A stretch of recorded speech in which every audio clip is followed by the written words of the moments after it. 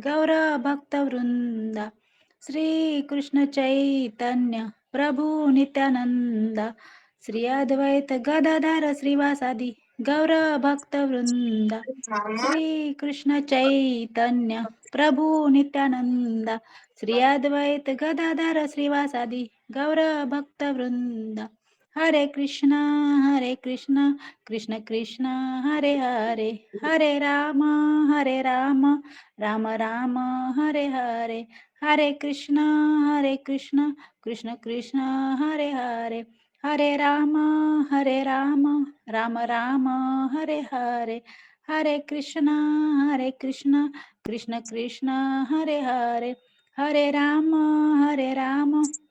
राम राम हरे हरे हरे कृष्ण कृष्ण कृष्ण हरे हरे हरे राम राम राम हरे हरे हरे कृष्ण कृष्ण कृष्ण हरे हरे हरे राम राम राम हरे हरे हरे कृष्ण कृष्ण कृष्ण हरे हरे हरे राम राम राम हरे हरे जय कृष्ण बलराम जय कृष्ण बलराम जय कृष्ण बलराम जय कृष्ण बलराम जय प्रभुपदा जय प्रभुपदा जय प्रभुपदा जय प्रभुपदा जय गुरुदेवा जय गुरुदेवा जय गुरुदेवा जय गुरुदेवा हरे कृष्ण। थैंक यू शशिकला माता जी। हरे कृष्णा। शशिकला माता जी, जूनू माता जी, सुचरिता माता जी, हरे कृष्णा, प्रणाम। आप हरे सभी कृष्ण। का स्वागत। आवाज आ रही ना मेरी अच्छी?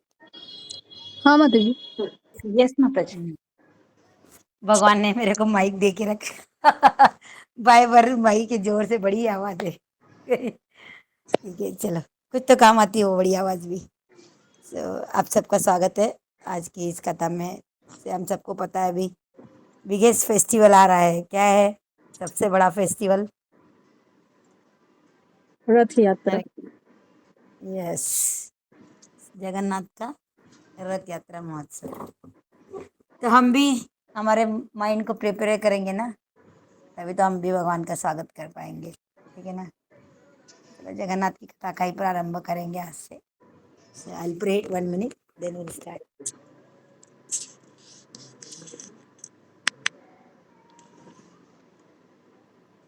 हरे कृष्ण। आज भीम एकादशी है, हम उसी की कथा से शुरू करेंगे। एक बार भीम ने व्यास देव जी से एकादशी के महत्व के बारे में पूछा था, जब अर्जुन वो सब पांडव करते थे ना फास्टिंग। फिर वो भीम बोलते मेरे से तो ये नहीं होता है ना, हर महीने की 2 बार एकादशी आती है ना, क्योंकि भीम के पेट में एक वृकोदर नहीं कुछ तो नाम की अग्नि जलती है हमेशा, इसलिए उनको वृकोदर बोला जाता है। बोलते हमेशा उनको भूख लगती है, वो अग्नि उनकी हमारे सबके पेट में वो अग्नि होती है ना, जिससे हमको भूख लगती है, वो जलती रहती है। वो भगवान स्वयं है। वो श्लोक है ना, अहम वैश्वानरो भूत्वा प्राणी नाम देह आश्रिता, कि मैं सब जीवों के अंदर की वो अग्नि हो जो पाचन कराता हूँ भोजन को। तो वो अग्नि हमेशा जलती है भीम के पेट में, तो उनकी कभी अग्नि शांत नहीं होती भूख की, उनको हमेशा। तो बोलते मेरा उद्धार कैसे होगा फिर? तो व्यास जी बोले 24 एकादशी आती है साल में, तो इसमें जो ज्येष्ठ मास, अभी ज्येष्ठ महीना ही है, कि शुक्ल पक्ष को जो एकादशी आती है जिसको निर्जल एकादशी बोला जाता है, वो एकादशी का व्रत अगर तुम रखोगे तो तुमको 24 एकादशी का फल तुमको एक ही एकादशी में मिल जाए। इसका मतलब ये नहीं कि हम लोग पूरी एकादशी ना करें, यही कर ले, नहीं। तो भीम के लिए है। तो इस दिन एकादशी का मतलब होता है फास्टिंग फ्रॉम ग्रेन, अन्न ग्रहण नहीं करना एकादशी को। और निर्जल एकादशी का मतलब है अन्न तो नहीं करना है, पर जो हम फल खाते हैं, एकादशी का प्रसाद खाते हैं, वो भी नहीं करना है। जल का भी त्याग करना है। अब ये तो सबके अपने अपने शरीर की कैपेसिटी पे है कि कितना हमारा शरीर से हम कर सकते, निर्जला व्रत कर सकते, या जल का कर सकते, या फल का, है ना। ये तो सब, किसी को डायबिटीज है, किसी को कुछ हेल्थ प्रॉब्लम है, तो ये तो वो तो गाइडेंस के अंदर ही करना चाहिए। तो इस निर्जला, अगर साल में कोई हमारी एकादशी टूट भी जाती है तो हम इस एकादशी का व्रत का पालन करके सारी एकादशी का फल वापस प्राप्त कर सकते हैं। निर्जला एकादशी का महत्व है। और ऐसे भी एकादशी तो भगवान को बहुत ही प्रिय है। लेकिन हमारे शरीर कैसा देखिए, हम शरीर को रोज 3 बार खाते हैं। चलो कोई 2 बार खाते होंगे, लेकिन ब्रेकफास्ट लंच डिनर तो कंपलसरी है। बीच में स्नैक्स फ्रूट्स चलते ही है। सारा दिन खिलाते पिलाते थे शरीर को। अगर एक दिन, वो भी केवल 24 आवर्स, हम उसको कुछ ना खिलाए पानी भी ना पिलाए, तो शरीर कैसे हो जाते हैं ना, सर दर्द शुरू हो जाता है, पाँव कांपना शुरू हो जाता है। एक दिन भी वो शरीर हमारे साथ नहीं देता है। ठीक है, चलिए, ये तो अपने अपने शरीर की कैपेसिटी पे जिसको जैसा सूट हो वैसा वो कर सकते हैं। नहीं निर्जल रख सकते तो जल पीकर करिए। नहीं जल से भी नहीं होता है तो फ्रूट खाइए। भाई फ्रूट से भी नहीं होता तो एकादशी प्रसाद खाइए, यही कर सकते हैं। लेकिन सेवा तो ऐसा नहीं कि एकादशी करे और फिर सोते रहे, सर दर्द है, और ना तो हम जप कर पाए ना तो कथा सुन पाए, ऐसा नहीं होना चाहिए। क्योंकि एकादशी का मतलब होता है कि हम भगवान के अधिकाधिक नाम, अधिकाधिक हम लोग नाम स्मरण करें और सेवा। Just give me 1 minute.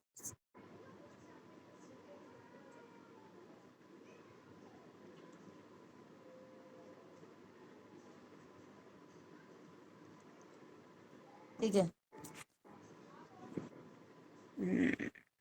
Main उद्देश्य होना चाहिए एकादशी का कि हम अधिकाधिक भगवान के स्मरण में, चिंतन में रहे। That is the main importance.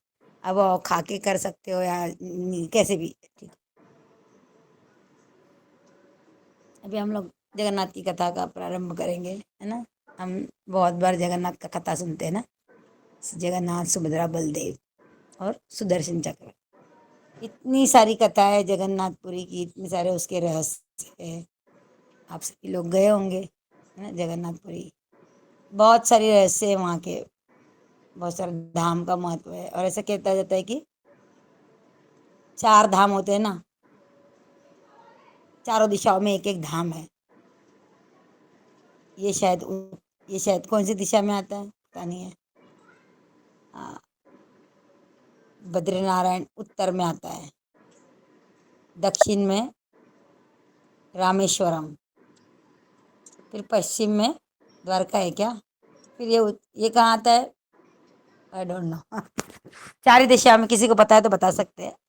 4 दिशाओं के एक एक धाम है, बद्रीनारायण, द्वारका, जगन्नाथपुरी, रामेश्वर। मेरे ख्याल से ऊपर ही बद्रीनारायण आता है ना, जो ऊपर आता है, नीचे तो रामेश्वर आता है। उत्तर दक्षिण हो गया, बचा पूर्व पश्चिम।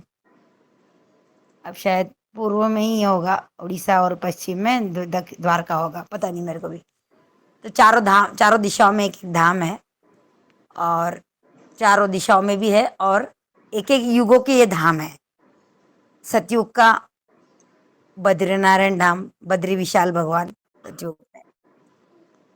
त्रेता में रामेश्वर राम भगवान, द्वापर में द्वारकाधीश, और कलयुग के क्या है, श्री जगन्नाथ भगवान ना। जगन्नाथ भगवान it's very special form. Even Chaitanya Mahaprabhu ने भी अपनी माँ की आज्ञा से दूर नहीं गए वो, और उन्होंने जगन्नाथपुरी को अपना हेडक्वार्टर बनाया था। 6 वर्ष उन्होंने भ्रमण किया, 24 वर्ष के बाद में उन्होंने संन्यास लिया। 6 वर्ष तक उन्होंने पूरे भारत का भ्रमण किया, नाम संकीर्तन फैलाया, और मेरे ख्याल से 18 वर्ष उन्होंने जगन्नाथपुरी में बिताए। वहाँ उनका घर भी है जगन्नाथपुरी में। क्या नाम है उनका घर का, हम अभी जाके आए थे, भूल ही गई मैं। कौन सा तो भी मठ, ऐसे कुछ तो मठ ही थे, वो नाम भूल गई मैं। चैतन्य महाप्रभु का घर है वहाँ पे। बहुत सारी लीलाएं हुई है जगन्नाथपुरी में, चैतन्य महाप्रभु की भी। Chaitanya Mahaprabhu is none other than Krishna only, है ना। तो कृष्णा है राधा रानी के भाव में, चैतन्य महाप्रभु कृष्णा है, मेल फॉर्म है, कृष्ण भगवान है स्वयं। लेकिन उनका इनर मूड क्या है, आंतरिक भाव क्या है, राधा रानी है। और जगन्नाथ जी कौन है, वो भी कृष्णा है, और वो कैसा है, in the separation mood of Radha Rani. Radha Rani के वीर भाव में है जगन्नाथ, क्योंकि जगन्नाथपुरी में तो वो अपने भाई और बहन के साथ रहते, पत्नी के साथ रहते, लक्ष्मी देवी के साथ में। जगन्नाथ भगवान अपने ससुराल में रहते हैं, घर जमाई है। जगन्नाथपुरी उनका ससुराल है। लक्ष्मी जी उनकी पत्नी है, और समुद्र देव जिनसे लक्ष्मी आती है वो उनके ससुर जी है जगन्नाथ जी के। और नीलाचल धाम बोला था, जगन्नाथपुरी को नीलाचल धाम भी बोलते हैं। और वो भगवान की ससुराल है। भगवान अपने ससुराल में भाई बहन के साथ में रहते हैं। और वहां से एक गुंडीचा मंदिर भी है जगन्नाथपुरी में, वो वृंदावन धाम का प्रतीक है ना, वृंदावन का वो रिप्रेजेंट करता है, सिंबल है। और ये जो नीलाचल धाम है, जो जहाँ भगवान बैठते, सुंदर वेदी, रत्न वेदी, जहाँ पर जगन्नाथपुरी के मंदिर में जहाँ बैठते लक्ष्मी देवी का जो घर है, उसको रत्न वेदी बोला जाता है, जो कि द्वारका का प्रतीक है। क्योंकि भगवान जगन्नाथपुरी में ऐश्वर्य भाव में रहते हैं, फुल टू ऐश्वर्य। भगवान एक राजा के जैसे रहते, क्योंकि वो तो अपनी मर्जी से उठते हैं, अपनी मर्जी से खाते, अपनी मर्जी से सब चलता है जगन्नाथपुरी में भगवान का, है ना। और ये धाम का मुझे कलयुग के भगवान जगन्नाथ, सब लोग बोलते हैं कलयुग के भगवान वेंकटेश्वर स्वामी है, बालाजी है, बट दैट इज ओनली एक छोटा सा एक एक्सपांशन ही है भगवान नारायण का, भगवान बालाजी। ठीक है, खैर वो भी भगवान के ही अंश है, लेकिन कलयुग के भगवान तो जगन्नाथ हैं। और इनको अन्न ब्रह्म बोला जाता है। जैसे पंढरपुर को पांडुरंग रहते, विठ्ठल भगवान, उनको नाद ब्रह्म बोला जाता है, क्योंकि वहां पे हमेशा कीर्तन चलता है, और भगवान कीर्तन से ही प्रसन्न होते हैं पांडुरंग में। अब सबकी कृपा से हम लोग लास्ट एकादशी, आज एकादशी ना, लास्ट एकादशी हम लोग पंढरपुर में थे, और हमने भगवान के 3 बार दर्शन हुए हमको, भगवान की कृपा से। एक एक घंटे में हो गए, 1.5 घंटे में एक दर्शन, 1.5 घंटे में 2 दर्शन, और 1.5 घंटे में ऐसे 3 घंटे में हमने 3 बार दर्शन किए थे भगवान के, लाइन में लग के। अच्छा था, पूरा नाम संकीर्तन करते। तो पांडुरंग भगवान पंढरपुर को नाद ब्रह्म बोला जाता है, क्योंकि वहां पे कीर्तन होता है। जगन्नाथ को अन्न ब्रह्म बोला जाता है, क्योंकि यहाँ पे प्रसाद का बड़ा महत्व है। आप केवल, क्योंकि पहले के युगों में तो तपस्या करनी पड़ती थी, बड़े बड़े यज्ञ याग करने पड़ते थे, पूजा अर्चना करनी पड़ती थी, तब भगवान प्रसन्न होते थे, मिलते थे। लेकिन हम कलयुग के जीव बहुत ज्यादा पापी है, हमारे में कोई क्षमता नहीं है कोई तपस्या करने की, एक दिन जरा सा हम उपवास भी नहीं कर सकते। तो कोई क्षमता नहीं है हमारी, कोई कैपेसिटी नहीं है हमारी, कोई लायकी नहीं है भगवान की भक्ति की। तो भगवान ने हम कलयुग के जीवों को छूट दे दी कि आप मेरे पास आओ, मेरा प्रसाद फुल खाओ, गले के ऊपर तक खाओ, और मुझे प्राप्त करो। केवल प्रसाद खा के ही आप भगवान की प्राप्ति कर सकते हो। लेकिन शर्त क्या है, केवल प्रसाद ही खाना है, फिर आप बाहर का अन्न ये वो सब नहीं ले सकते। इसी इसी में आपकी भगवान की प्राप्ति हो सकती है आपको।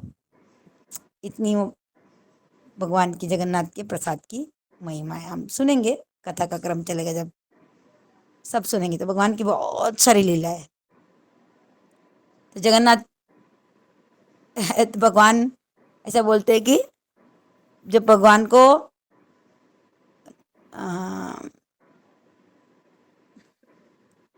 भगवान को जब मुझे खेलने का, मुझे ऐसा खेलने का मन करता है, ये करता है, तो वो वृंदावन चले जाते हैं। वहाँ भगवान खेलते हैं ना अपने सखाओं के साथ। भगवान को जब खाना खाना है तो भगवान जगन्नाथपुरी में आ जाते हैं, जगन्नाथ बन जाते हैं।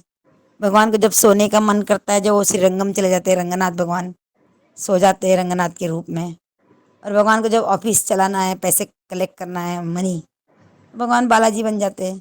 सबके पास से डब्ल्यू पैसे कलेक्ट करते हैं ना बालाजी भगवान, तो इस भगवान को ऑफिस से होती तिरुपति।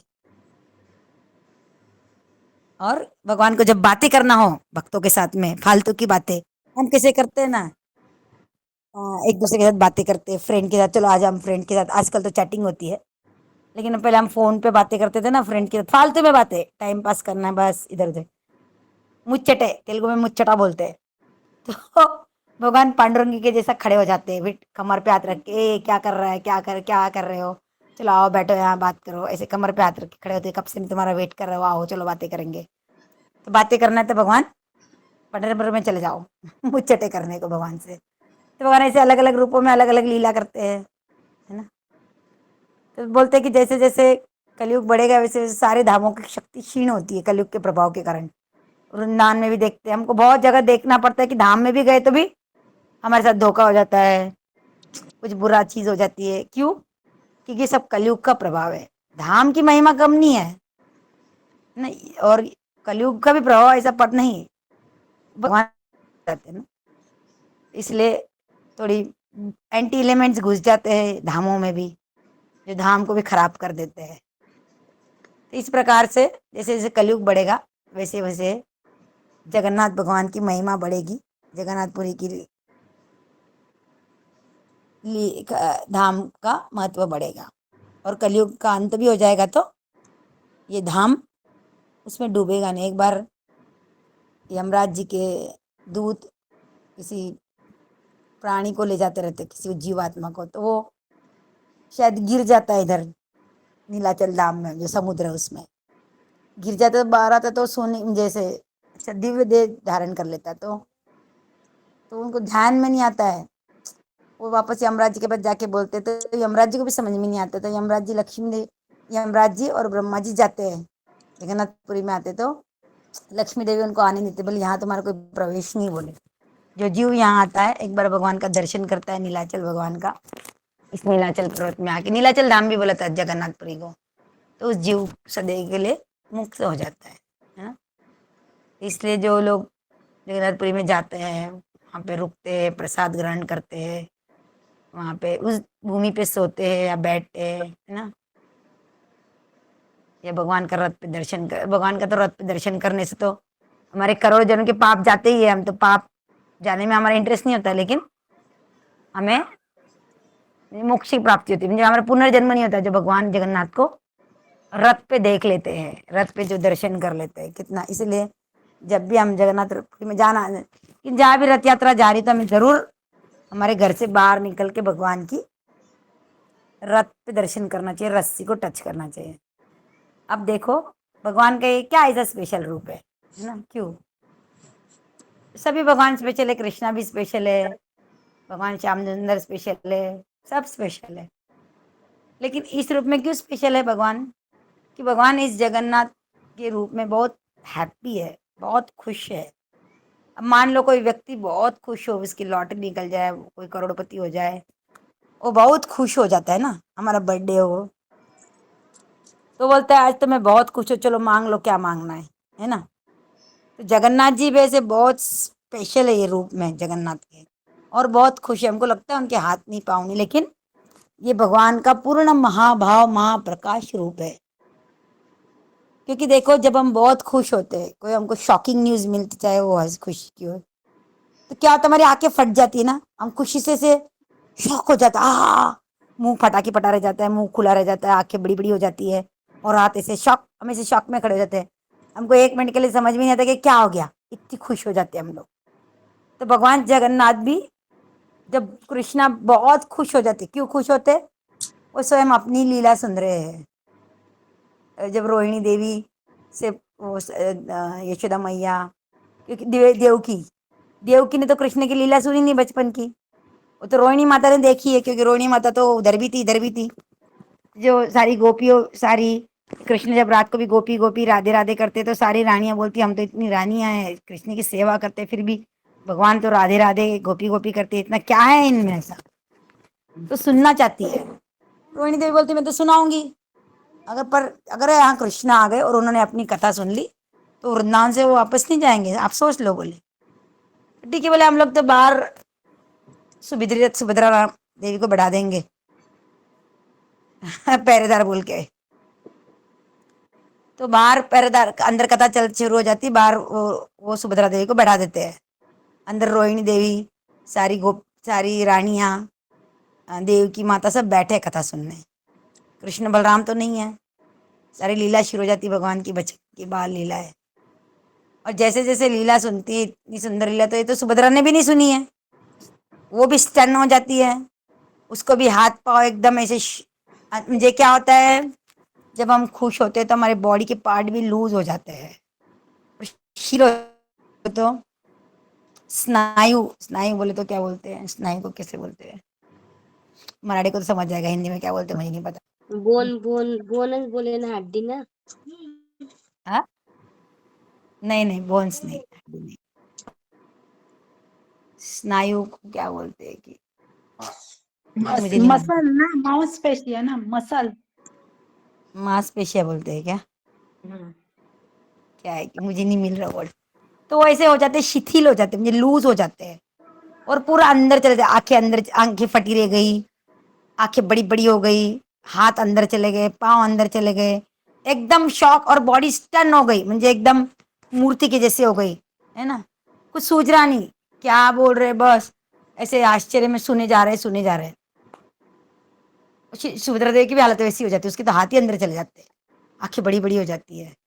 बाजू में कृष्ण आ जाते, थोड़ी देर से एक साइड में कृष्ण आ जाते, एक बलराम से आ जाते, वो कथा वो भी सुनने लग जाते हैं, उनकी भी हालत वही हो जाती है ना। आंखें बड़ी बड़ी होती है, हाथ पाँव सब गायब हो जाते हैं।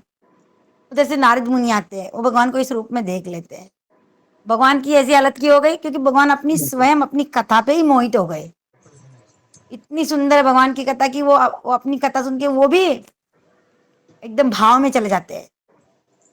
ये रूप नारद मुनि देख लेते हैं, तो भगवान को बोलते कि ये तो आपका बहुत स्पेशल रूप है, ये सब जीवों को देखना चाहिए ये रूप का दर्शन, क्योंकि भगवान बहुत प्रसन्न है अपनी लीला सुन के, और जो कोई व्यक्ति प्रसन्न होता है अब उससे मांगो जो देगा।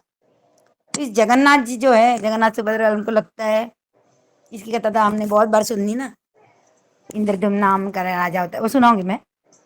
लेकिन तो भगवान बहुत प्रसन्न होते हैं, और ये स्पेशल क्यों है बोले तो भगवान इस रूप में बहुत हैप्पी है, और आप जो मांगोगे वो दे देते हैं। और स्पेशल कैसे बोले तो श्याम सुंदर भगवान क्या बोलते हैं, कृष्ण सर्वधर्मान परित्यज्यम, सर्वधर्म को छोड़ो, मेरी शरण में आओ, जब तुम मेरी शरण लोगे तब मैं तुम्हारे सारे माफ करूंगा। जगन्नाथ को पता है हम कलयुग की जो तो बहुत आलसी है, बहुत हिपोक्रेसी है हमारे में, बहुत दिखावा करते हैं हम, भक्ति का बोलो किसी चीज़ का बोलो, हमारे पास समय नहीं है, इंटरेस्ट नहीं है। तो भगवान जगन्नाथ बोलते चल छोड़ो, तुम मेरे पास नहीं आते ना, मैं ही तुम्हारे पास आ जाता हूँ। तो केवल एकमात्र ऐसे जगन्नाथ ही भगवान है कि जो रथ पे बैठ के गंदी गलियों में बाहर निकलते हैं, है ना। बाहर कितना गंदा रहता है ना, कुत्ते का मैला है, गंदे जनावर है, गटारे है, गंदे रोड है। तो सब तो रोड साफ नहीं रहती ना, जगन्नाथ जहाँ जहाँ से जाते भक्त लोग साफ करते वो अलग बात है, लेकिन गंदगी तो फैली होती सब जगह। तो जब हम लोग बीमार पड़ते हैं तो हम क्या करते हैं, बुखार आ गया, सर्दी हो गई, तो हम क्या करते हैं, डॉक्टर के पास जाते हैं, है ना। लेकिन हम जब ज्यादा बीमार हो जाते हैं, डॉक्टर के पास भी जाने की हमारी लायकी नहीं रहती है, तो डॉक्टर बेचारा चल के हमारे घर में हमको चेक करने को आता है ना। तो हम कलयुग जो की वैसी हालत है, हम लोग बहुत बीमार है, काम क्रोध लोभ मोह मद मत्सर, इस भौतिक दुनिया के इन सारे दोषों से हम ग्रसित है, सारे बीमारी से हम बीमार है, सारी हमको बीमारी लगी है। मुझे फेमस होना है, मुझे प्रसिद्ध होना है, मुझे पैसा होना है, मुझे पद होना है, मुझे प्रतिष्ठा होनी है, नाम होना है, धन होना है, वैभव होना है, पद होना है। काम क्रोध ईर्ष्या तो वो तो है, वो तो अलग ही है, भूख प्यास है वो तो अलग ही है। तो सारे रोगों से, भव रोगों से हम ग्रसित है, इतने बीमार थे कि हम उठ के डॉक्टर के पास भी नहीं जा सकते हैं। तो डॉक्टर कुछ जगन्नाथ जी के रूप में हमारे पास आ जाते हैं, लो भाई मेरा दर्शन करो और सारे बीमारियों से फ्री हो जाओ। तो और कोई कोई जीव तो इतने अनफॉर्चुनेट होते हैं कि रथ यात्रा पे भी भगवान का दर्शन करने से डरते हैं। हम लोग रथ यात्रा में जब जाते रास्ते में प्रसाद बांटते तो लोग प्रसाद लेने से भी डरते। कितने लोग तो वहीं खड़े हो जाते हैं अपनी दुकानों में, घरों में, पर उतर के नीचे आके नहीं देखते कि भाई ये क्या हो रहा है, क्या कर रहे हैं लोग, इतना भी कष्ट नहीं उठाते कलयुग के जीव, इतने पापी हम लोग, दुष्ट है। चलो खैर, भगवान की कृपा है कि वो प्रसाद के रूप में, रथ यात्रा के रूप में हमारे रोगों को दूर करना चाहते हैं और हमको हमारे शरीर से मुक्त करना चाहते हैं। तो हमको जरूर इसका लाभ उठाना चाहिए। तो जगन्नाथपुरी के रहस्य भी बड़े अजीब है ना, बहुत रहस्यमयी जगह है वो। यहाँ पे रोज झंडा बदला जाता है, भगवान के ऊपर जो ध्वज रहता है, पताका, वो रोज बदली जाती है और उस आदमी को उल्टा चढ़ना रहता है। अगर आप जिस दिन भी, चाहे बारिश हो कुछ भी हो, 365 डेज बदलना है।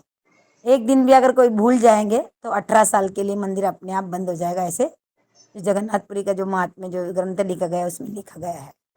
आज भी वो ग्रंथ वहाँ पे है और वहाँ लिखा गया है कि भाई कोई थोड़े सफ़ेद हाथी आएंगे और भगवान जगन्नाथ को लेके जाएंगे।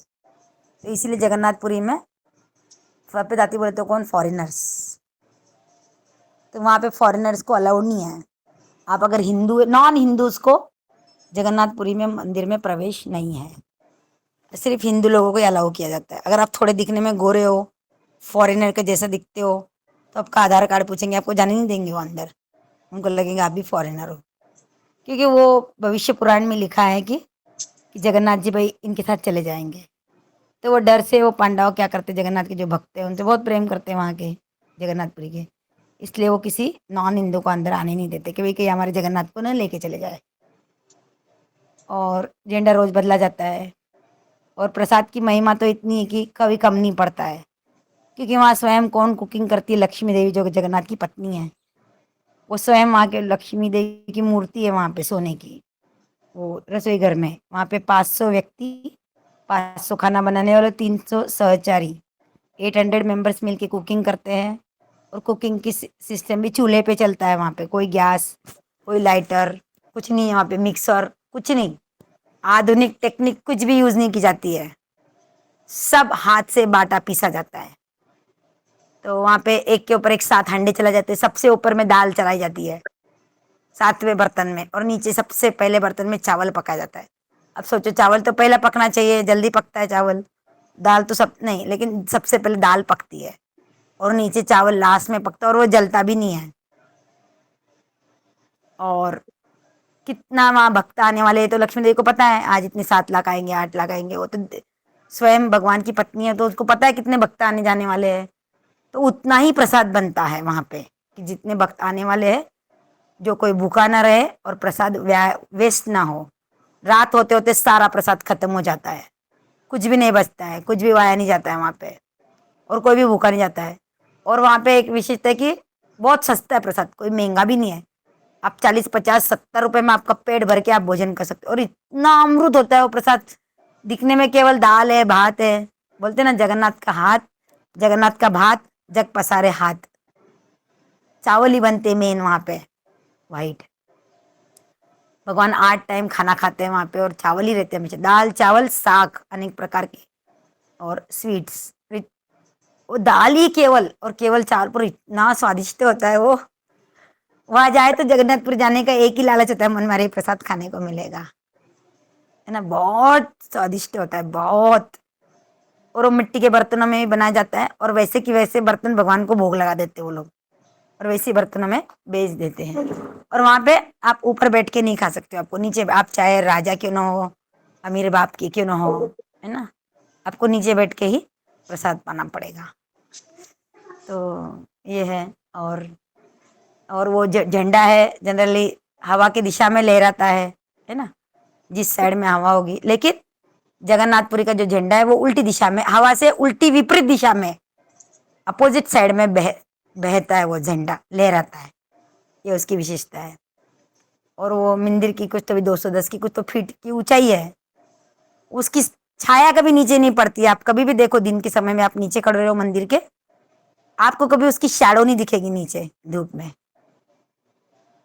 और वो सुदर्शन चक्र जो लगा है ऊपर, आप किसी भी साइड में जाओ, कहीं से भी जगन्नाथपुरी में दर्शन करो, आपको सुदर्शन चक्र के दर्शन होंगे। और किसी भी साइड से आप उसको देखो तो ऐसा लगेगा कि वो आपके साइड में ही उसका मुंह है, चाहे आप पूर्व में हो, पश्चिम में हो, उत्तर दक्षिण, सब साइड से आप देखो तो उसको आपकी तरफ ही मुंह ऐसा उसको दिखाई देगा। और समुद्र, और उसके 4 द्वार है, पूर्व, पश्चिम, उत्तर, दक्षिण। मुख्य द्वार में वरुण स्तंभ है जो कि सूर्य का प्रतीक है, वहां पे आपको प्रणाम करके जाना चाहिए। और मुख्य द्वार जो पूर्व की है वो सिंह द्वार है, लॉयन गेट, जो धर्म का प्रतीक है। अगर आप उससे अंदर जाते तो आपको धर्म की प्राप्ति होती है। जो पश्चिम दरवाजा है वो है व्याघ्र गेट, टाइगर ना, उससे आपको काम की प्राप्ति होती है ना। जिसके मन में कोई कामना आपकी कोई हो तो पूरी होती है। एक है अश्व गेट, सॉरी गज गेट, गज द्वार। अब वो दक्षिण दक्षिण में कि उत्तर में, मेरी भी कंफ्यूजन, में भी भूल गई। तो एक में मेरे ख्याल से उत्तर में है हाथी का दरवाजा, गज गज द्वार, जिसमें आपको लक्ष्मी की प्राप्ति होती, म्हणजे धन, धर्म, अर्थ की प्राप्ति। धर्म हो गया, काम हो गया, अर्थ। और लाट वाला गेट अश्व गेट, घोड़े का दरवाजा, वो शायद दक्षिण द्वार है। वहां से आपको निकले, वहां से बाहर निकलोगे या प्रवेश करोगे तो आपको मोक्ष की प्राप्ति होगी। धर्म, अर्थ, काम, मोक्ष, चार दरवाजे की प्रतीक है।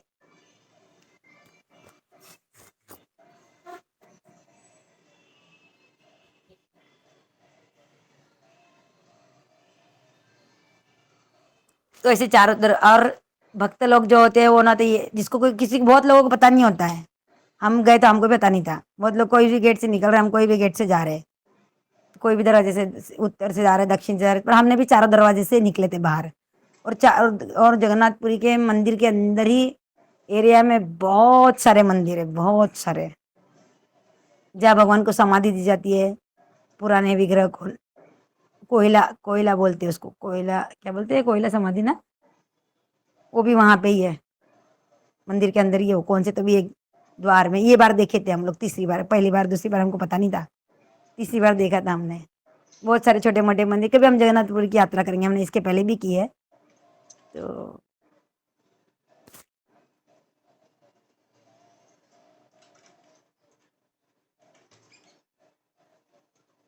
तो इस प्रकार से चारों दरवाजे हैं। और जिसको कुछ भी पता नहीं होता है, कोई भी दरवाजे जाता है। और भक्त लोगों को धर्मार्थ काम मोक्ष की कोई कामना नहीं है, ना तो हमको धर्म होना, ना तो कोई भी इच्छा से नहीं जाते जगन्नाथ के दर्शन को, केवल भगवान को देखने जाते हैं। तो भगवान उनको पंचम पुरुषार्थ देते हैं। वो पंचम पुरुषार्थ क्या है बोले तो प्रेम भगवान का, है ना। तो इस प्रकार से जगन्नाथ जी, अब जगन्नाथ जी की आंखें बहुत बड़ी बड़ी है, इसका भी बहुत राज है ना? जब भगवान जगन्नाथ जी के जे 3 चीजें मेन है भगवान में। क्या है बोले तो भगवान में दया है, भगवान में प्रेम है, और भगवान में न्याय करते हैं भगवान हमारे साथ ना। न्याय, प्रेम और क्या बोला मैंने, दया। हाँ, दया, कृपा, कृपा, प्रेम और न्याय, ये चीजें भगवान में है।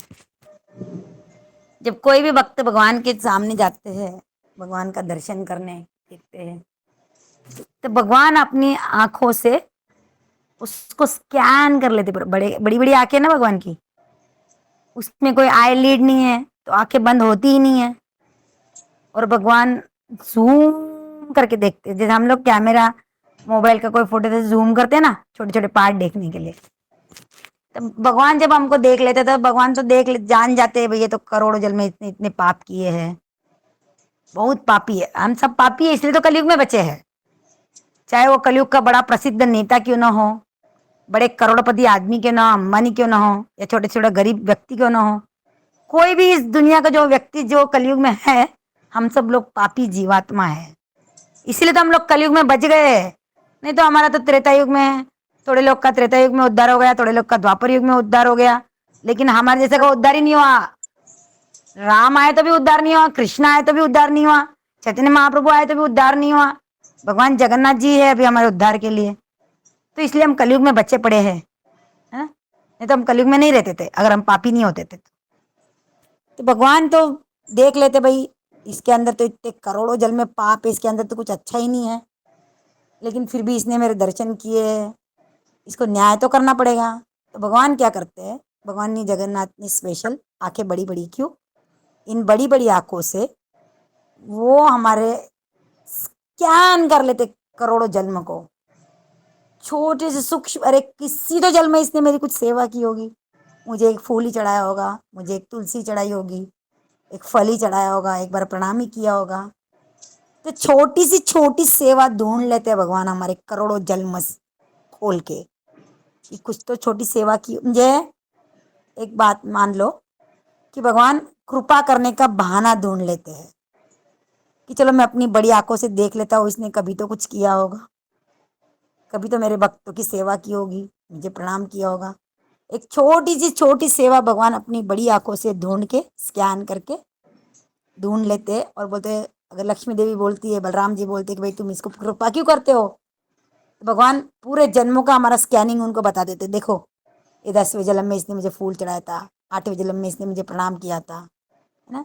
तो आप सोच रहे भगवान की कृपा, सोचो भगवान कितने मधुर है, कितने स्वीट है ना। हम कल्पना भी नहीं, चलो मान लो हमारे साथ किसी ने कोई बुरा कर दिया, हमारा बेटे हो, बेटी हो, हमारी माँ हो, हमारा भाई हो, बहन हो, किसी ने हमको कुछ बोल दिया, किसी ने हमारे कुछ बुरा कर दिया, हमारे लिए बुरा सोच लिया, तो क्या हम उनके लिए थोड़ी तो दरार आ जाती है हमारे मन में, देखो मेरा भाई था फिर भी उसने मेरे साथ ऐसा कर लिया, देखो मेरी बहन ने मुझे ऐसा बोल, देखो मेरे बेटे ने मेरे साथ बहू के लिए ऐसा कर दिया, मुझे छोड़ दिया, है ना। तो एक दरार मन में आ जाती है, हम भी उनको माफ़ नहीं कर सकते, हालांकि हमने अपने बेटे को खुद पैदा किया है, फिर भी एक माँ के मन में ऐसा भाव आ जाता है। कहीं ना कहीं तो भाव ना भी आए, बुराई का भाव ना आए, तो मन में तो ऐसे भाव आ जाता है, अरे देखो मेरा बेटा मुझसे दूर हो गया, है ना। लेकिन सोचो भगवान जगन्नाथ कितने दयालु कृपालु है कि हमारे में कोई योग्यता नहीं है, कोई अच्छा ही नहीं है, फिर भी भगवान ढूंढ ढूंढ के निकाल, तो जन्मों पहले के कोई सेवा या कुछ निकाल के हमको कृपा करने की बहाना ढूंढते हैं, लो भाई मेरे दर्शन करो इस जगन्नाथ रूप में, कृपा पालो, प्रसाद खा लो, कृपा ले लो। कितनी दया दया है भगवान के, यही तो स्पेशल है कृष्णा में, बहुत दया है। और दया का ही तो रूप ही जगन्नाथ भगवान है। भगवान ने दया करने के लिए, सब्जियों पे कृपा करने के लिए तो जगन्नाथ का रूप धारण किया है कि हम जैसे पापी से पापी जीवात्मा को भी जगन्नाथ की कृपा मिले और इसका कलयुग जीवों का उद्धार हो सके। इसलिए भगवान की आंखें बहुत बड़ी बड़ी है ना। और उनके साथ बलराम जी हैं, तो बलराम जी क्या करते हैं, जैसे भगवान तो दया दे रहे हैं, भगवान तो दया देने के लिए तैयार है, तो दया बांटने का काम कौन करता है, बलराम जी करते हैं। मान लो एक किसी मंदिर में हम जाए तो हमको मैंगो का जूस मिल रहा है वहां पे, तो मैंगो का जूस क्या हो गया, भगवान की कृपा हो गई, भगवान ने तो कृपा दे दी, मैंगो का जूस रेडी है बन के। अब वो बांट रहा कौन है, बलराम जी, ले लो आओ जूस ले लो, जूस ले लो, जूस ले लो। लेकिन हमारे पास ग्लास ही नहीं है, कटोरी नहीं, बर्तन, हम जूस लेंगे किसमें, मुंह तो नहीं खोल सकते हैं, हाथ में तो इतना सा आएगा जूस। तो भगवान तो कृपा दे रहे हैं रस के रूप में, जूस के रूप में, बलराम जी बांट रहे फ्री में, गुरु है वो, गुरु तत्व है और हमको आध्यात्मिक बल देते हैं। कौन देते, बलराम जी, वो तो बांट रहे हैं, जगन्नाथ जी दे रहे हैं, भगवान बलराम जी बांट रहे हैं, पर हमारे पास तो कोई पात्र ही नहीं लेने का। जो सुभद्रा देवी उनकी जो बहन है, जिसको योग माया है बोला जाता है, वो हमको ग्लास देती है, लो भैया ग्लास ले लो और इसमें जूस ले लो।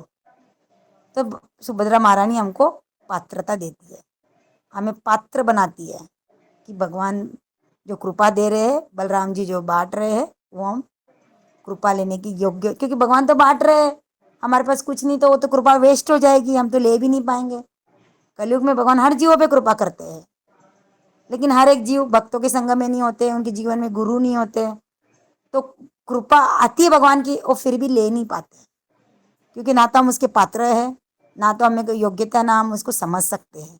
ये तो केवल गुरु हमको भगवान की कृपा दे सकते हैं, हमें पात्रता पात्रता प्रदान कर सकते हैं, हम उनको पात्र बना सकते हैं। केवल गुरु की योग्यता है, गुरु ही हमको योग्य बनाते हैं भगवान की कृपा लेने की, तो हमें जीवन में गुरु होना ही चाहिए।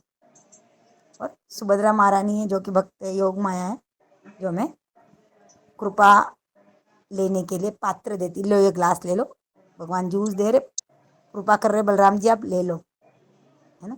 तो इस प्रकार से जगन्नाथ सुभद्रा बलदेव का ये बहुत ही स्पेशल रूप है। चलो अब नॉन डिवोटीज के लिए तो क्या है, ये रथ यात्रा है, भगवान मंदिर के बाहर निकल के भक्तों को भी दर्शन देते हैं, है ना, सारे पतित जीवों पे भी कृपा करते हैं। लेकिन भक्तों के लिए क्या है, भक्तों को तो ऑलरेडी भगवान का इंतजार होता ही होता, भगवान का दर्शन करते ही है। तो जब गोपियां भगवान से मिली थी, है ना, कुरुक्षेत्र में, क्योंकि भगवान तो है ना वृंदावन छोड़ के कभी जाते नहीं है। और वृंदावन छोड़ के जो भी जाते हैं वो मथुरा कृष्ण होते हैं या भगवान विष्णु होते हैं। जो बलराम जी से जो महाविष्णु आते हैं, संकर्षण आते हैं, उसने संकर्षण पैदा होते हैं ना, संकर्षण अनिरुद्ध वासुदेव प्रद्युम्न, बलराम जी से 4 आते हैं। और जो संकर्षण होते हैं जो कि स्वयं शेषनाग ही है, उनसे महाविष्णु आते हैं, है ना। महाविष्णु के 3 जो रूप है, और वही Vishnu, I miss the ring, मैं कुछ बोल रही थी। हाँ, तो मथुरा कृष्ण, ये जो ये नारायण होते हैं, विष्णु होते हैं, यही सब युद्ध करते, सारे राक्षसों को मारते। लेकिन जो ओरिजिनल कृष्णा है, श्याम सुंदर त्रिभंग ललित, वो कभी वृंदावन छोड़ के नहीं जाते। वो वृंदावन में ही रहते, गोपियों के साथ, राधा रानी के साथ, यशोदा नंद मार्ग के साथ वही लीला करते हैं। तब कुरुक्षेत्र का युद्ध खत्म हो जाता है, तब जो भगवान कृष्ण का दर्शन करने आती सारी गोपियाँ राधा रानी 100 साल के बाद कुरुक्षेत्र में, तो कृष्णा को देख के उनको खुश नहीं होती है, क्योंकि भगवान तो ऐश्वर्य भाव में है, द्वारकाधीश है, पूरे राजा बने, सर पे मुकुट है, पाँव में पगड़ी, पाँव में वो पहनते ना मोचड़ी, वैसा है, तो उनको देख के खुशी नहीं होती है। तो वो भगवान को बोलती है आप चलो वृंदावन में चलो, ये रूप देख के हमको खुशी नहीं हो रही, हमको तो हमारे श्याम सुंदर चाहिए, वनमाली, जो मोर पंख लगाते हैं, गले में वनमाला पहनते हैं, वैजंती माला, वैसे कृष्ण हमको होना है। तो राधा रानी गोपियाँ सारी अपनी चुन्नियाँ बांध के भगवान के रथ को वृंदावन की तरफ ले जाना चाहती है कुरुक्षेत्र से, और यही सबसे पहली रथ यात्रा थी यही। और भक्तों का भी भाव कैसा होता है, नॉन भक्त के लिए तो रथ यात्रा है कि भगवान आ रहे हैं, रथ पे बैठ रहे, दर्शन दे रहे, लेकिन भक्तों के लिए क्या है बोले तो भगवान को हमारे मन में लाना है ना। रथ यात्रा का मतलब होता है भगवान का हमारे मन के अंदर प्रवेश। लेकिन मन के अंदर प्रवेश कब होगा, भगवान कहाँ रहते हैं, भगवान का धाम क्या है, वृंदावन। भगवान तो वृंदावन वासी है, नित्य वृंदावन वासी है, वृंदावन कभी छोड़ते नहीं है भगवान। तो इसलिए जगन्नाथपुरी में रहते थे, भगवान को बहुत विरह होता है, इसलिए वो वृंदावन जाना चाहते हैं। तो जो नीलाचल धाम है वो द्वारका का प्रतीक है, रत्न वेदी जहाँ भगवान का मेन मंदिर है। और जब भगवान रत्न वेदी से सुंदराचल बोला जाता है शायद उसको, भगवान गुंडीचा मंदिर की तरफ जाते हैं, जो कि वृंदावन का प्रतीक है, जो उनकी आंटी गुंडीचा थी, इंद्र राजा की रानी गुंडीचा, जिसको भगवान अपनी मौसी कहते थे, उसका वो घर है गुंडीचा मंदिर, और वो वृंदावन का प्रतीक है, गुप्त वृंदावन बोला जाता है उसको। तो रथ यात्रा 8 दिन भगवान छुट्टी पे जाते हैं, 15 दिन तो जाते हैं पहले, बाद में 8 दिन छुट्टी पे जाते हैं, ये वृंदावन मंदिर में आते हैं, गुंडीचा मंदिर में वहाँ रहते हैं भगवान।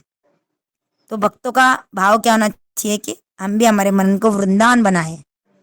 जब हमारा मन वृंदावन बनेगा तभी भगवान हमारे मन में आते हैं। भगवान का जो ये रथ है, जगन्नाथ सुभद्रा बलदेव का ये रथ हमारे मन में प्रवेश करता है, भगवान हमारे मन में आते हैं। तो मन को वृंदावन कैसे बनाना है, क्योंकि हमारे मन तो अभी इस भौतिक दुनिया में अटका पड़ा है।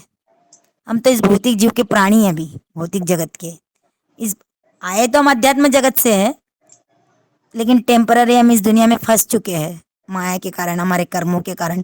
हमने बहुत पसारा बना लिया, हमारे संसार का, हमारे घरदार का, हमारे प्रपंच बहुत बड़ा बना लिया है। इतना फंस चुके हैं कि भगवान इस क्षण आके बोलेंगे चलो मेरे साथ वैकुंठ लेके चलते, तो हम बोलेंगे नहीं रुको, मेरे बेटे की शादी नहीं हुई, मेरी बेटी की शादी नहीं हुई, उसका शिक्षण बाकी है, हम लोग जाने को भी तैयार नहीं होंगे, है ना। ये हमारी परिस्थिति, क्योंकि हम माया के फंसे जीव, माया से बंधे जीव हम फंसे पड़े हैं, माया बद्ध है हम लोग, इसलिए इतनी आसानी से भगवान धाम भी हमें। जब जो तुकाराम की पत्नी तुकाराम जब वैकुंठ जा रहे थे, विमान लेने आए, उनको सशरीर, उन्होंने तो अपने शरीर का भी त्याग नहीं किया, सशरीर जब वैकुंठ से भगवान गरुड़ आते हैं, पुष्पक विमान उनको लेना आता है तुकाराम महाराज को, तो क्या बोलते हैं अपनी पत्नी को, चलो ये सब प्रपंच छोड़ो, संसार छोड़ो, अपनी भगवान बुला रहे हमको सशरीर। उनको वो एक ही मात्र ऐसे संत थे जो सशरीर वैकुंठ में गए। लेकिन वो अपनी पत्नी क्या बोलती है, तुमको वैकुंठ जाना जाओ, मुझे पास टाइम नहीं वैकुंठ जाने का, वो तुकाराम बोलते अरे छोड़ो ये सब संसार, छोड़ो प्रपंच, छोड़ो पति घरदार बच्चे, क्या है, चलो भगवान के घर चलो। वो बोलते नहीं, मेरी भैंस को कौन ध्यान रखेगा, मेरी भैंस को कौन धुलाएगा, मेरे बच्चों को कौन देखेगा, मैं नहीं आती, तुम जाओ, शाम को वापस आ जाना। उसको क्या पता था, जो एक बार वैकुंठ चला जाता है वो क्या वापस थोड़ी आता है।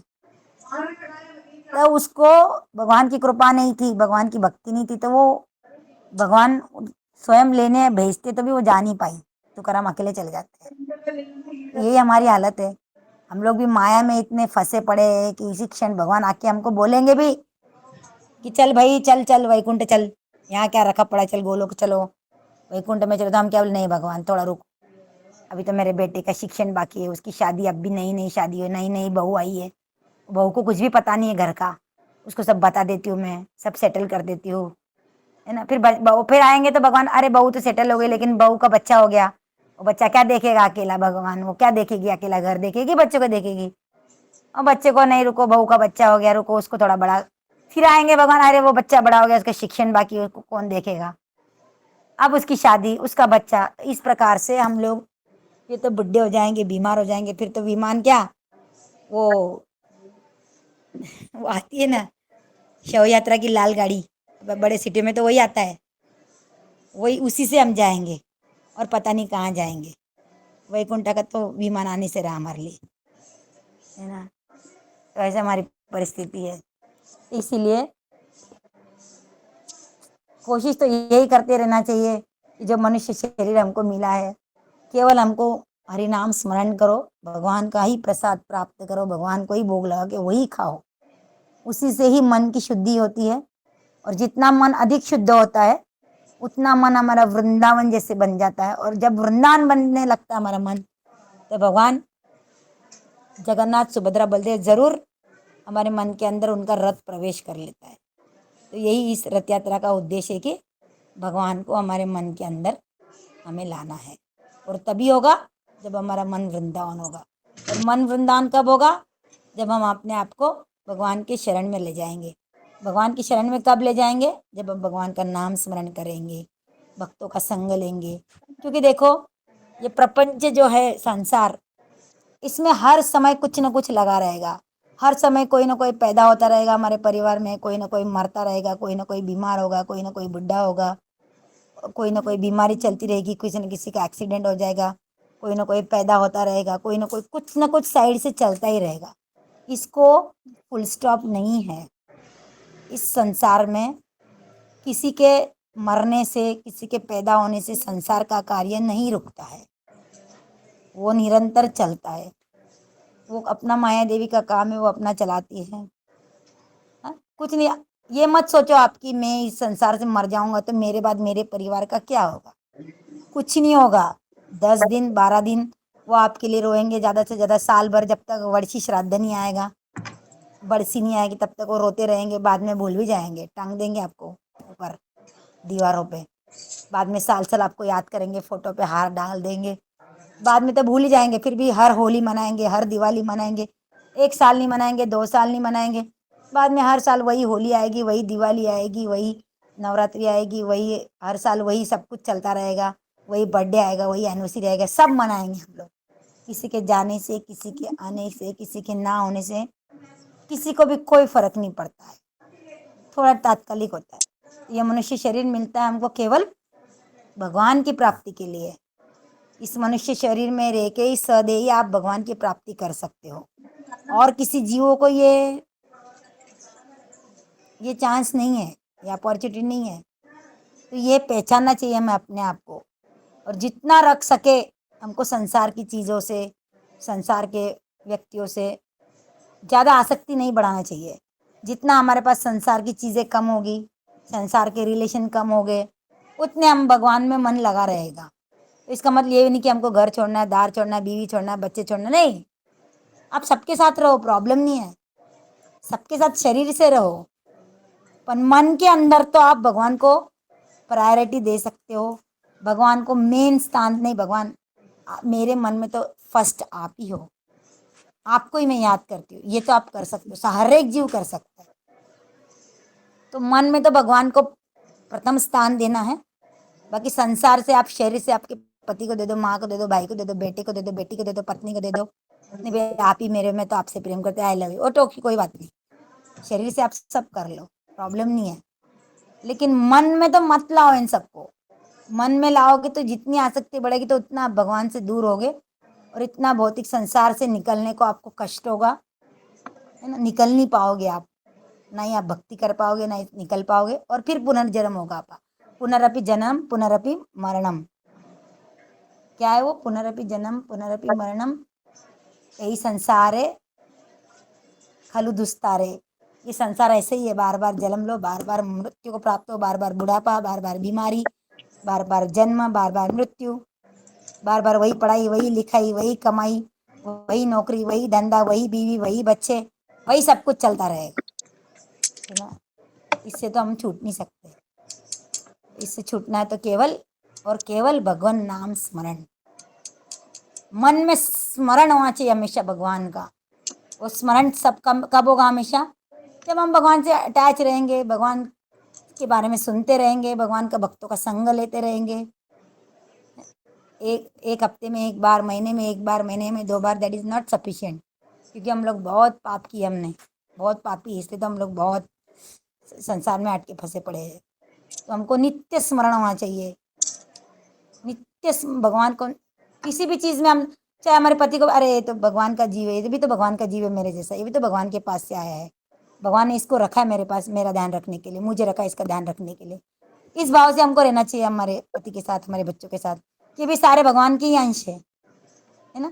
भगवान ने इनको मेरे साथ जोड़ा है, मुझे इनके साथ जोड़ा है कर्मों के कारण, और एक दूसरे का साथ लेके हमको भक्ति करते रहना चाहिए। मैं आपको भक्ति का मार्ग दिखाऊँ, आप मुझे भक्ति का मार्ग दे, दोनों मिल के करेंगे तब बहुत जल्दी आगे बढ़ेंगे और बाहर निकलेंगे इस दुनिया से। अकेला तो बहुत मुश्किल है, ठीक है ना। तो ठीक है, हम लोग यहीं ख़त्म करेंगे, और किसी कुछ पूछना बोलना है तो बोल सकते हैं। श्री जगन्नाथ सुभद्रा बलदेव की जय। और सबसे पहले जो उत्सव आता है वो होता है स्नान यात्रा, जो अभी पूर्णिमा आएगी ना 11 तारीख को अभी, तो वो भगवान का प्राकट्य दिवस है, बर्थडे बोल सकते हो आप जगन्नाथ का। इंद्रद्युम्न राजा को भगवान ने सपने में दर्शन देके कहा था कि राजन मैं लकड़ी के रूप में आऊँगा इस दिन, ज्येष्ठ पूर्णिमा के दिन, तुम मुझे ले लेना और इसी से मेरी मूर्ति बनाना, और यही मेरा प्राकट्य दिन होगा, यही मेरा जन्मदिन होगा, और इस दिन मुझे तुम स्नान कराना। तो आज भी और उसी दिन से वो प्रथा चालू हो गई, इंद्रद्युम्न राजा ने ये प्रथा चला दी। स्नान पूर्णिमा के दिन जगन्नाथ जी को बाहर निकाला जाता है, जगन्नाथ सुभद्रा बलदेव को। जगन्नाथपुरी के मंदिर में आनंद बाजार के पास में एक थोड़ा ऊंचा स्थान है, वहाँ पे भगवान ने कहा था कि जहाँ मेरा स्नान ऐसी जगह पे होना चाहिए कि सारे देव देवता भी वहाँ पे स्नान कराने आए, और सारे सामान्य जीव भी मुझे देख सके स्नान करते हुए, है ना। तो इसलिए भगवान को वहाँ पे बैठाया जाता है समुद्र के किनारे। वो मंदिर तो कैसे भी समुद्र के किनारे ही है। आप मंदिर जब तक प्रवेश नहीं करते तब तक आपको समुद्र की आवाज़ आती है, और जैसे ही आपने मंदिर के सीढ़ी में पाँव रखते हो तो समुद्र की आवाज़ आनी बंद हो जाती है। और यहाँ पे समुद्र, जनरली समुद्र से हवा चलती है ज़मीन की तरफ, लेकिन यहाँ पे ज़मीन की से समुद्र की तरफ हवा चलती है।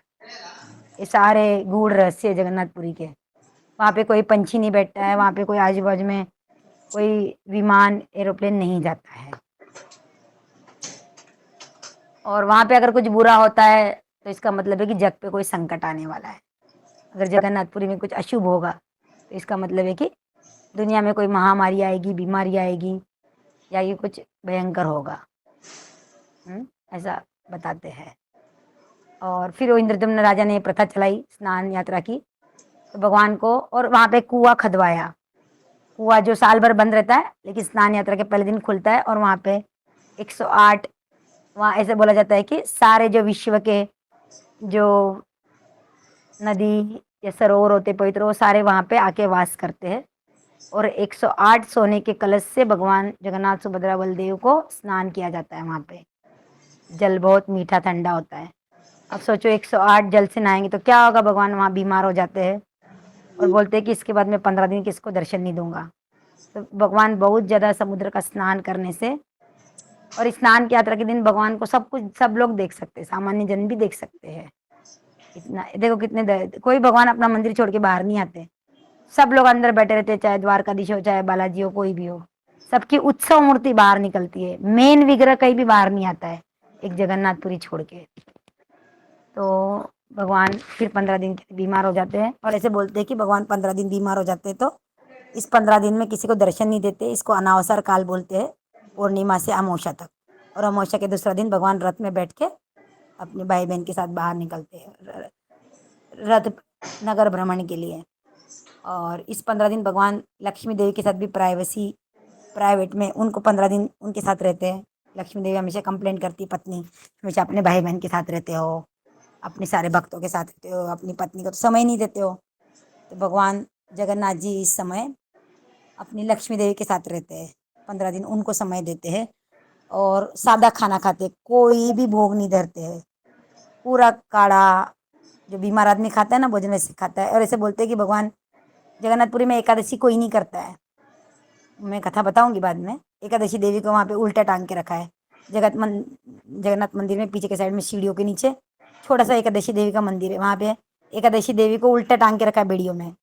कोई एकादशी नहीं करता है वहाँ पे। भगवान बोलते हैं अन्न ही खाना है, वहाँ पे जगन्नाथ का प्रसाद ही खाना है। तो वहाँ शादी भी होती है तो शादी में कोई खाना नहीं बनाता है, यही जगन्नाथ का ही प्रसाद जाता है वहाँ पे भी। और वो जो विवाह का जोड़ा होता है पहले जगन्नाथ के दर्शन करता है, फिर उनकी शादी होती है। और कोई अविवाहित जोड़े भी जाती नहीं है दर्शन में, अंदर मंदिर में जा नहीं पाते, उनको दर्शन नहीं होता है। तो एकादशी वहाँ कोई करता नहीं है जगन्नाथपुरी में। और मैं कुछ बोल रही थी ना, हाँ, तो ये 15 दिन भगवान की जो साल भर की एकादशी चल जाती है ना, 24, भगवान वो पूरी एकादशी कर लेते, ऐसे बोलते हैं वहाँ पे। तो एकादशी नहीं करते हैं, बेटे से बोले जाते हैं। तो इस प्रकार से अभी आने वाला स्नान पूर्णिमा को आप लाइव आता है ना यूट्यूब में, जगन्नाथपुरी स्नान यात्रा का दर्शन करिए, भगवान की कृपा पाइए, है ना। एक ही ऐसे इजीली एक्सेसिबल भगवान है जगन्नाथ। इसके पहले तो भगवान को आप जाके हक भी कर सकते थे, आप मीठी मार सकते थे, आप भगवान को आलिंगन कर सकते थे। लेकिन पता नहीं किसी भक्त की मृत्यु हो गई या कुछ हो गया शिव वहाँ पे, तब से ये प्रथा बंद कर दी। आप भगवान को हग नहीं कर सकते हो, ये मीठी नहीं मार सकते हो। ये अभी है ना, पांडुरंग है ना ऐसे भगवान जिसको आप टच कर सकते हो, अपना सर वहाँ पे रख सकते हो। क्योंकि देखो हम तो टॉयलेट जाते हैं, पॉटी जाते हैं, कितने लोग नहाते भी नहीं है, ऐसे गंदे गंदे रहते हैं। हम लोग लाइन में खड़े रहते हैं 2-2 4-4 घंटे, भूखे प्यासे, पसीना आता है, फिर भी हम भगवान को छू सकते हैं वहाँ पे। सोचिए भगवान की कितनी कृपा है, भगवान हमको छूने देते हैं, पंडरीनाथ। तो ऐसे भगवान अलग अलग रूप में आके बहुत दया कृपा ही दिखाते हैं। अधिकाधिक जीवों पे दया करने के लिए भगवान अधिकाधिक दयालु कृपालु रूप करते हैं। यही जगन्नाथ है, पांडुरंग है, चैतन्य महाप्रभु है ना, जो खाओ प्रसाद खाओ और कृपा पाओ। इतने सुंदर है जगन्नाथ सुभद्रा बलदेव। और ये इनका पूर्ण रूप है। चाहे हाथ ना हो तो भी वो भोग खाते हैं, पाँव ना तो भी चलते हैं रथ में बैठ के। और आंखों पे नहीं है ढक्कन तो भी बड़ी बड़ी आंखों से सबको देख लेते हैं, ठीक है ना। तो श्री जगन्नाथ सुभद्रा बलदेव सुदर्शन चक्रा की जय, जगन्नाथपुरी धाम की जय, निर्जला पांडव एकादशी की जय, पांडव की जय, अनंत कोटि वैष्णव की जय, शीला प्रभुपाद की जय, वांछा कल्पतरुभ्यश्च कृपा सिंधु एव च पतितानां पावनेभ्यो वैष्णवेभ्यो नमः। अनंत कोटि वैष्णव की जय, शीला प्रभुपाद की जय, अपने अपने गुरुदेव की जय। किसी को कुछ बोलना है तो बोल सकते हैं, नहीं तो भगवान श्री जगन्नाथ सुभद्रा बलदेव सुदर्शन चक्र आप सब पे भी कृपा करे। सबको भी, सब लोग गए जगन्नाथपुरी, फिर हमको जाने का मौका मिले, सब लोग साथ में जाए, भगवान की कृपा प्राप्त करें, प्रसाद खाए, है ना। ठीक है, thank you very much. See you on next Sunday, sorry next Saturday. भगवान की और अनंत कथाएं और हरी कथा के साथ, जगन्नाथ की कथा के साथ हम लोग और अगले शनिवार मिलेंगे, ठीक है। So thank you very much. किसी को कुछ बोलना है तो बोल सकते हैं, कुछ शेयर करना तो कर सकते हैं। तो आप सभी का बहुत धन्यवाद है, आप सभी की वजह से मैं कथा सुन पाती हूँ, ठीक है ना। So thank you very much. Hare Krishna, thank you so much माता जी। हरे कृष्ण माता जी।